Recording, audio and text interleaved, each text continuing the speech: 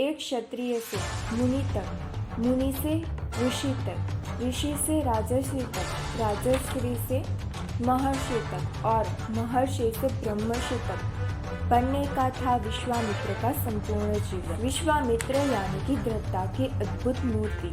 तो आइए उन महान व्यक्तित्व के बारे में जानते हैं।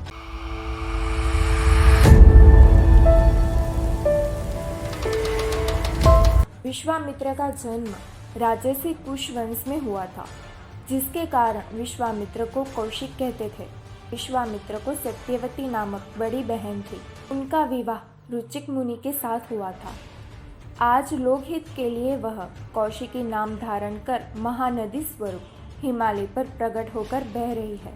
देवी सत्यवती ने रुचिक मुनि से अपने लिए एक महान बुद्धिज्ञ पुत्र की इच्छा दर्शाई और अपनी माता को भी पुत्रहीन है वो प्रसंग याद आया, इसलिए उन्होंने अपनी माता के लिए भी पराक्रमी पुत्र का आशीर्वाद मांगा। दीर्घदर्शी मुनियों के लिए सब कुछ संभव है। सत्यवती को प्रसन्न करने के लिए ऋषि रुचिक ने 2 चरु तैयार किए।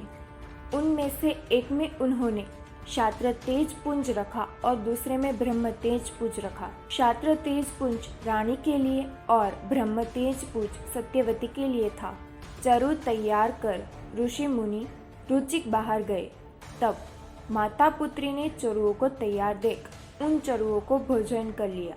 तब रुचिक मुनि को पता लगा कि चरुए आपस में बदल गए थे। रानी ने ब्रह्म तेज युक्त और सत्यवती ने क्षात्र तेज युक्त चरु ग्रहण कर लिया था, जिसके कारण रुचिक मुनि ने कहा कि रानी का पुत्र ब्रह्म कर्म और सत्यवती पुत्र क्षात्र कर्म करने वाला बनेगा।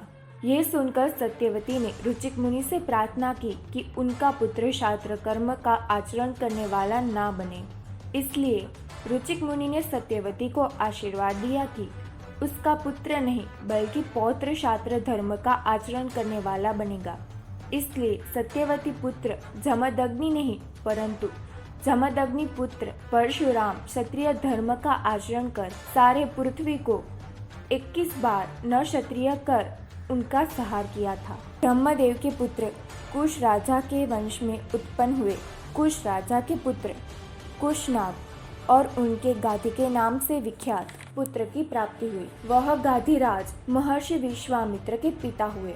पिता के राज्यासन पर बैठकर विश्वामित्र ने भी हजारों वर्षों तक राज्य किया।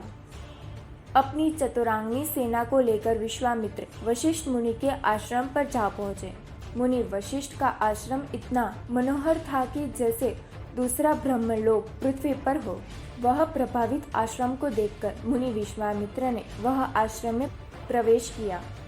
मुनि वशिष्ठ ने विश्वामित्र का सत्कार किया और वशिष्ठ तथा विश्वामित्र एक दूसरे से प्रभावित होकर धर्म चर्चा में प्रवृत्त हो गए।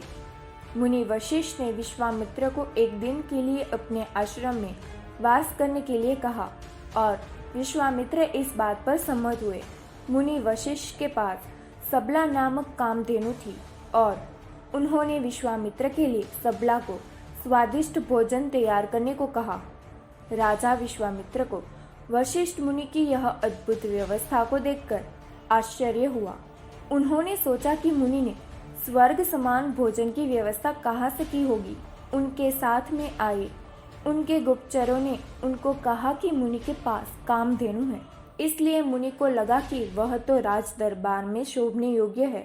विश्वामित्र कामधेनु को अपने साथ राज दरबार में ले जाने की इच्छा वशिष्ठ मुनि को बताई।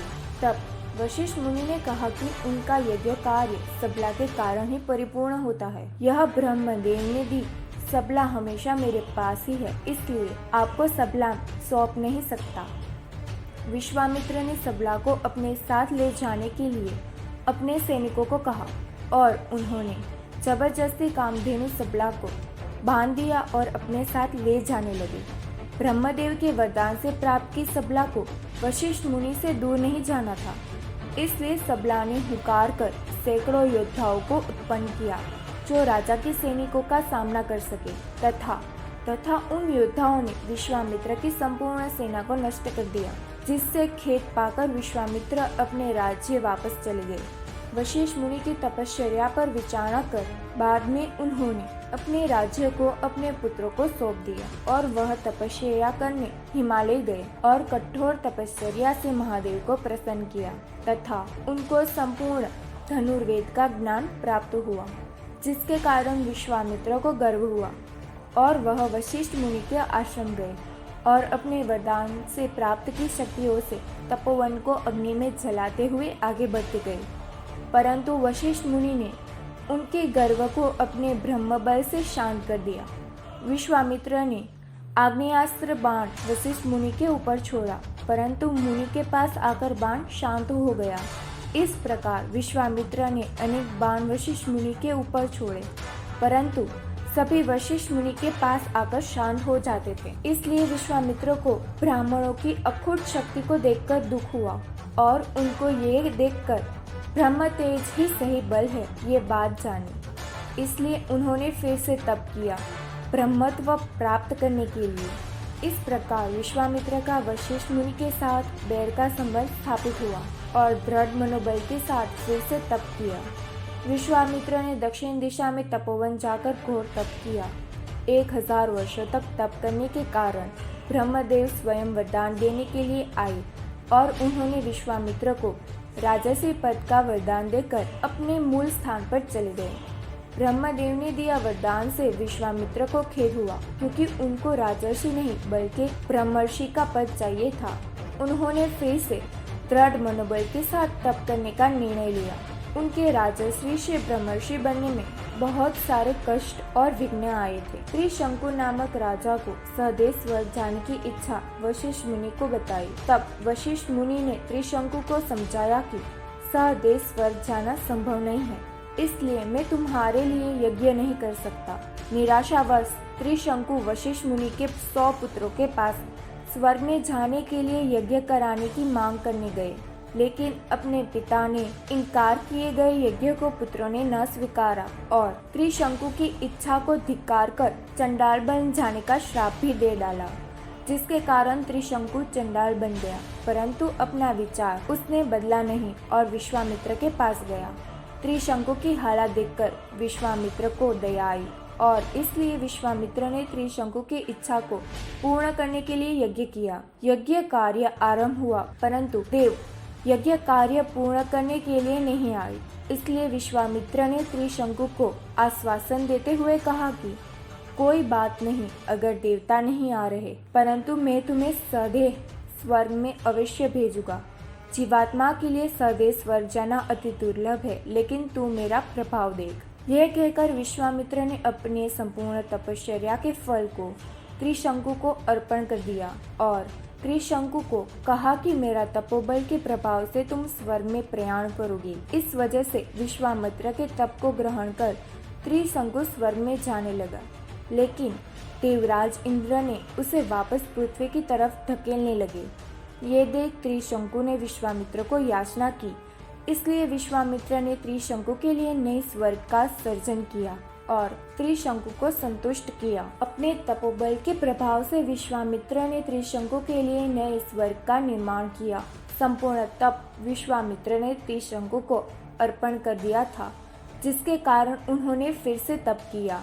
हजारों वर्षों तक तप कर ऋषि पद को प्राप्त हुए, लेकिन उनको तो ब्रह्मर्षि पद ही चाहिए था। ऋषि पद से ब्रह्मर्षि पद पाने के समय देवों ने विश्वामित्र के तप में भंग डाला, जिसके कारण मेनका नामक अप्सरा के साथ विश्वामित्र ने 10 सालों तक गृहस्थाश्रम पसार किया था, लेकिन बाद में मेनका को स्वर्ग में वापस जाने की इच्छा हुई। इस दौरान विश्वामित्र को भी खेद हुआ। विश्वामित्र ने मेनका के वापस स्वर्ग में जाने की अनुमति दी और अपनी इंद्रियों को दृढ़ कर वापस तप करने के लिए हिमालय की ओर चले गए। कौशिकी नदी के तट पर हजारों वर्षों तक विश्वामित्र ने तप किया। उनके तप से देवों को घबराहट हुई, क्योंकि उन्होंने उग्र तप किया था, जिसके प्रभाव से तपोवन और पृथ्वी प्रभावित हो रही। इसलिए ब्रह्मदेव ने विश्वामित्र को महर्षि पद दिया। तब विश्वामित्र ने कहा कि उनको ब्रह्मर्षि पद चाहिए, इसलिए ब्रह्मदेव ने विश्वामित्र को इंद्रिय जप करने की सलाह दी, जिससे वह ब्रह्मर्षि पद को प्राप्त हो सके। ब्रह्मर्षि पद पाने के लिए विश्वामित्र ने पहले से और भी उग्र तप किया। वर्षा ऋतु के दौरान खुले मैदानों में, ठंडी की ऋतु में दिन और रात जल में रहकर उग्र तप कर हजारों वर्षों तक तप किया। ब्रह्मदेव महामुनि के तपोस्थल पर गए और ब्रह्मदेव ने विश्वामित्र को कहा कि ब्रह्मर्षि उठो, आपका तप पूर्ण हुआ है। आपके तप के प्रभाव से आपको ब्रह्मर्षि पद की प्राप्ति होती है और आपने ब्रह्मर्षि पद सिद्ध कर लिया है। आपका कल्याण हो। विश्वामित्र प्रसन्न होकर ब्रह्मर्षि बन के लोक कल्याण करने विचरने लगे। महात्मा विश्वामित्र सर्व मुनियों में श्रेष्ठ है। तप के साक्षात मनुष्य रूप और धर्म के प्रतिछाया है। उनके पराक्रम और पुरुषार्थ का तो अंत ही नहीं। हमारा मकसद हमारे भारतवासियों को हमारे भारत के मूल और ग्रंथों के साथ जोड़ने का है। आपको हमारा ये प्रयास पसंद आता हो तो कृपया करके चैनल को सब्सक्राइब ज़रूर कीजिए। ये वीडियो पसंद आया हो तो वीडियो को लाइक, शेयर एंड कमेंट ज़रूर कीजिए। मिलते हैं नए वीडियो के साथ। Thanks for watching.